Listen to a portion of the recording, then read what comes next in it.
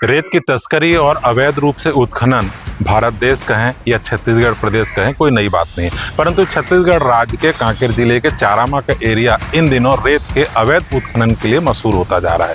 विधायक सावित्री मंडावी जब किसी काम से हाराडूला के हलबा जा रही थी, उस दौरान उन्होंने देखा कि नदी के पास कुछ हाईवा खड़े हैं जो शासन के रेत उत्खनन के आदेश का उल्लंघन करते हुए वहां पे खड़े थे, क्योंकि 15 जून से 15 अक्टूबर तक सामान्यतः रेत का उत्खनन बंद रहता है। और इस दौरान भी जब वहां पर हाईवा खड़े थे तो उनके मन में शंका हुई और उन्होंने कार्यक्रम को निपटा के वापस आने के दौरान वहां पर देखा कि हाईवा खड़े हुए हैं। हाईवा के पास जब गई तो वहां के ड्राइवर कंडक्टर भाग गए।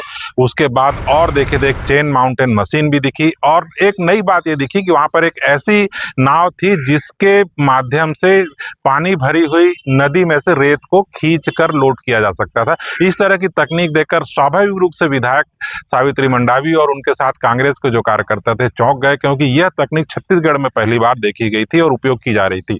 तत्काल विधायक सावित्री मंडावी ने जिला प्रशासन को इस पर कार्रवाई करने की बात की, पर जिला प्रशासन हमेशा की तरह हीला हवाली करता रहा। जब उन्होंने चक्का जाम करने की, प्रदर्शन करने की धमकी दी, तब कहीं नायब तहसीलदार और चारामा के थाना प्रभारी वहां पर पहुंचे और उन्होंने वहां पे नाव और जो मौजूद सामग्री थी उसको जब्त किया। उनने हमेशा मांग रहती है कि जो उनका विधानसभा क्षेत्र है, कम से कम यहाँ तो रेत के अवैध उत्खनन पर रोक लगे, परंतु उत्खनन जारी है। और जारी की हद तो यह है कि बारिश के दिनों में जब शासन ने उत्खनन पर रोक लगा रखी है, तब भी वो बेखौफ होकर नए नए मशीनों को उपयोग करके उत्खनन कर रहे हैं। यानी आप समझ सकते हैं कि सरकार के किसी न किसी व्यक्ति का इन लोगों के सर पर हाथ है। कांकेर जिले में नदियों को या छोटे नालों से रेत का उत्खनन कोई नई बात नहीं है। यहाँ पूरे कांकेर जिले में अवैध रूप से रेत का उत्खनन शासन के संरक्षण में होता ही रहता है। खनिज विभाग अमूमन सोया ही देखा जाता है, क्योंकि कई बार जो निर्वाचित प्रतिनिधि हैं वो भी खनिज विभाग से कार्रवाई की मांग करते हैं। अवैध रूप से लाल ईंटों के निर्माण की बात करें या रेत के उत्खनन की बात करें, कभी इन पर ठोस कार्रवाई नहीं की गई ताकि इनके जो व्यवसाय करने वाले हैं उन पर खनिज विभाग की या जिला प्रशासन की डर भय हो। अवैध उत्खनन को लेकर भानु प्रतापपुर के विधायक सावित्री मंडावी ने क्या कहा, ये आप सुन सकते हैं। अचानक कल हम लोग हलबा में कार्यक्रम था, तो ऐसे ही जा रहे थे तो पता चला कि वहाँ पर नदी के पास जो है कम से कम 7-8 हाईवा, इधर 2 हाईवा, आगे 2 हाईवा, उधर उसके आगे और 3 हाईवा और एक हाईवा तो पूरा रेत से भरा हुआ था, सब रखा हुआ था। तो हम लोग चलो कार्यक्रम था करके चले गए, फिर लौट के देखेंगे क्या। फिर लौट के जैसे ही आए तो देखे तो 3-4 हाईवा तो गायब ही हो गया। वहाँ पर 2 हाईवा रखा था और 2 हाईवा और रखा था। पर आगे नदी की इस तरफ और आए तो देखें कि नदी के पार में चेन माउंटेन रखा हुआ है और वहाँ पर पता चला कि यानी अवैध रेती अभी तो बंद है, तो इस तरफ काम नहीं होना चाहिए, क्योंकि अभी तो अक्टूबर तो बंद ही रखना है। पर इतने बहते पानी में भी रेत निकाल रहे हैं, तो कहीं ना कहीं ये सब सरकार की संलिप्त। भानु प्रतापपुर के विधायक सावित्री मंडावी ने चारामा क्षेत्र में हो रहे अवैध उत्खनन पर रोक लगाने के लिए प्रशासन से मांग की है। उन्होंने कहा है कि इस तरह के कृत्यों पर रोक लगाई जाए। वहीं भारतीय जनता पार्टी की सरकार पर अवैध रेत उत्खनन के माफियाओं को संरक्षण देने का आरोप भी लगाया। मैं बस जाति में क्षेत्र में इस तरह का जो काम हो रहा है, ये पूरा रेत एक तो ऐसे कीमती रेत है जो है पूरा अवैध तरीके से निकाला जा रहा है मेरे क्षेत्र में। इसको रोका जाए और शासन प्रशासन इसमें बिल्कुल ऐसी व्यवस्था करना चाहिए कि ये बंद हो पूरा ये अवैध रेत। आपको ये बता दें कि ये जो मशीन है इस क्षेत्र में पहली बार देखी गई थी। इस क्षेत्र के जो लोग हैं वो भी इस मशीन को या इस नाव को देखकर परेशान हो गए थे। मैंने खुद अपने जीवन में पहली बार देखा। इस मशीन में एक सक्शन की मशीन लगी होती है जो नीचे से बालू पानी के साथ खींचती है। बाद में एक पाइप के माध्यम से पानी और बालू नदी के बाहर जाती है, वहां से पानी को अलग कर लिया जाता है और रेत को स्टोर कर अन्य माध्यमों से बाहर बेचने के लिए भेज दिया जाता है। परंतु इसमें गौर करने वाली बात यह है कि इस तरह से जब उत्खनन किया जाता है तो आम लोगों के लिए बहुत बड़ा गंभीर संकट भी उत्पन्न होता है, क्योंकि इसका जो फुटबॉल होता है बहुत बड़ा फुटबॉल होता है और उसको जब नीचे रखा जाता है तो वजन के मारे वो नीचे तलहटी में जाता है, वहां से रेत और पानी खींचते खींचते खींचते खींचते बहुत बड़ा गड्ढा बना देता है। अब आप अंदाज लगा सकते हैं कि 30 फीट से जब ये रेत को खींच सकती है तो कितना वहां पर उसका दबाव होगा या कितना बड़ा गड्ढा वो कर सकती है, अंदाज लगा सकते हैं। जब कोई मछली पकड़ने वाला हो या किसी कार से इस नदी में जो कोई उतरेगा व्यक्ति तो उसकी मौत बिल्कुल तय है। पता चला कि एक बार वो गए थे, पूरा टीआई गए थे वहाँ पर, माइनिंग ऑफिस के ऑफिसर तो नहीं आए, उनके बंदे लोग को भेजा गया था। तो उन लोग कल क्योंकि हम लोग को रुकी थी कार्रवाई होते तक, मैं जब तक नहीं होगा यहाँ से हटूंगी नहीं, हो सके धरना प्रदर्शन भी करना पड़े मेरे को। तो चूंकि हम लोग 11:30 को वापस आ गए, पर मैं बोल के आई थी अगर जब तक अगर कार्रवाई नहीं होगा तो बिल्कुल मैं धरने में बैठूंगी, पर अभी पता चला है शायद कार्रवाई हो रहा है और चेन माउंटेन को भी लाया जा रहा है। रेत से जुड़े कारोबारियों से बात करने के बाद ये पता चला कि महानदी की जो रेत है अपनी गुणवत्ता के कारण पूरे देश में पहचानी जाती है और उसके अधिक दाम मिलते हैं, इसलिए पूरे माफिया जो छत्तीसगढ़ के आसपास के लोग हैं या महाराष्ट्र और उत्तर प्रदेश के लोग हैं वो भी यहाँ पर आते हैं और उत्खनन करते हैं, क्योंकि यहाँ की रेत को सुदूर छत्तीसगढ़ के अलावा दूसरे राज्यों में भी भेजा जाता है, जो इनके लिए कितना भी खर्च करने के बाद फायदे का ही सौदा होता है।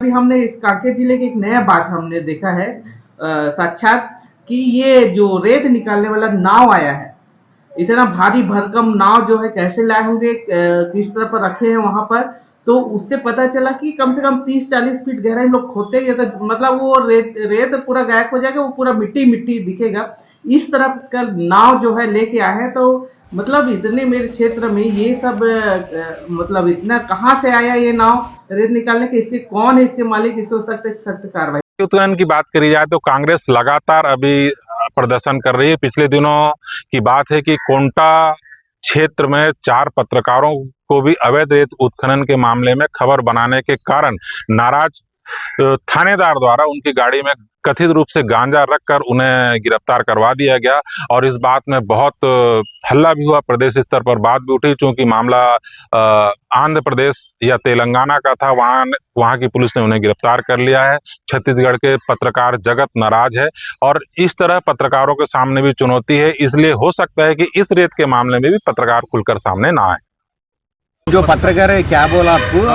पत्रकार लोग के साथ लड़ाई लड़ेंगे। पत्रकार लोग रो रहे हैं, ये गरीब पत्रकार है, वो इसलिए रोक रहे थे, सड़क को रोक रहे थे, रेती को रोक रहे थे, उसी कारण इनके जो कमाई पेट मार रहे थे, इसलिए पुलिस वाले ने सीसी फुटेज मिला नहीं है, क्यों ऐसा? पुलिस वाला ने, वहाँ का लोकल थानेदार ने साजिश सर उसको बिगड़ दिया, उनके कारण उसको जेल हो गया। और तुम्हारा जो चिंतूर पुलिस है वो पुलिस वाला से मिला हुआ है।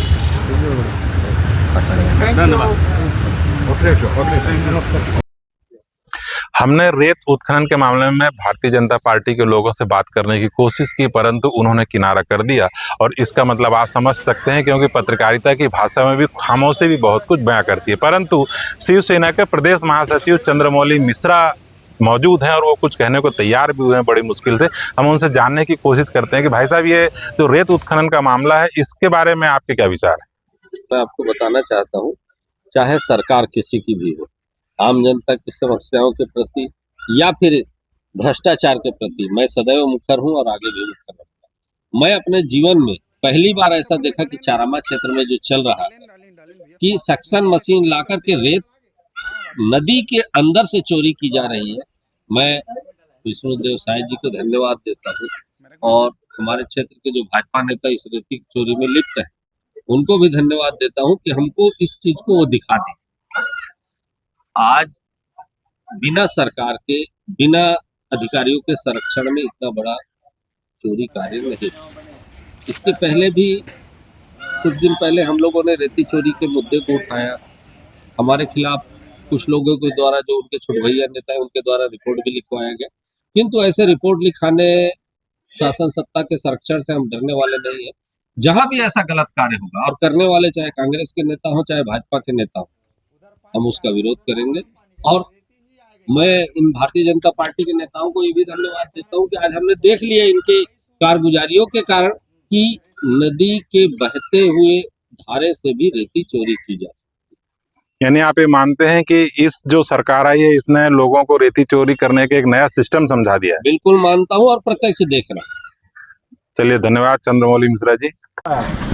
ये हमको अजय भाई संपर्क। अजय भाई कौन है, कहाँ वाला? ये है इधर का नाम। क्या किस काम के लिए बुलाए थे? हम लोग यहाँ मशीन चलाने के लिए। Chain mountain? हाँ। कब से चला रहे हो? अभी आज ही आए इधर। आज से आए? हाँ। मतलब क्या करते हैं चेन माउंटेन में, क्या करे थे? वो हमको बोले मशीन चालू करना है यहाँ। हाँ। नहीं तो उसमें रेत- क्या काम रेत किए भरो। रहते? वो चलाते हैं हम लोग उसको। नहीं उसमें क्या काम करते हैं? चेन माउंटिंग में रेत हम- डालते हैं, हम- मिट्टी डालते हैं, क्या काम करते अब हमको ये लोग बताया, बोले यहाँ मशीन अपने पास खरीदा हूँ, आ जाओ। हैं? आओ। तो रेत खदान के पास रात में रुक रहे हो तो आज या बोले यहाँ रुको। तो रेत काम से आए थे ना, रेत डालने ही आए थे माउंटेन में। अब हमको बोले यहाँ रुको, हम रुक गए सर। आओ। अब क्या कराते क्या गाड़ियाँ भी हम लोग लगी जानते है, हैं। वो भी है। और कितने दिन हो गया यहाँ काम करते? आज ही आया सर गाँव से मैं। चेन माउंटेन कब से खड़ी? चैन माउंटिंग का 20 घड़ी है सर, इसको हो गया 10-15 दिन।